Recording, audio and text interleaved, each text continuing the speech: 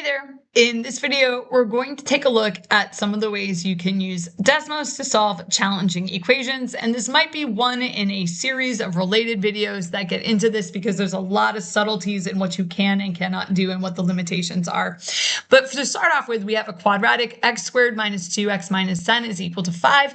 And what a lot of my students will notice very quickly on is that if they just dump that equation in Desmos and look at the x-intercepts, that they can see that the answers to that equation are -3 and +5. Now, I don't usually recommend students do it this way because you can't always click and see the x-intercepts. And if they are not nice numbers, you want to be able to click on them and see what they are.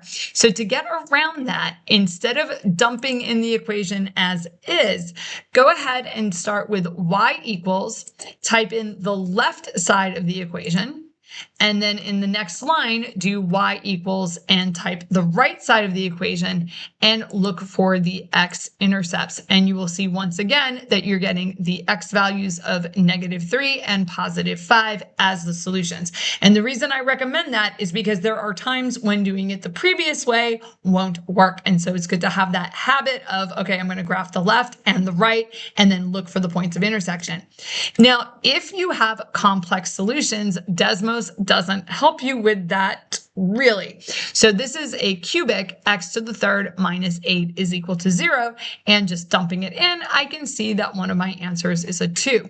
Now, I strongly recommend that you do it the other way, because if you look at this, I am no longer able to click on it and see what the x-intercept is. So to avoid, like, maybe it looks like 2, but it's just really close to 2, it would be better to do that as 2 separate graphs. And now I can click on it and see, yes, it's 2.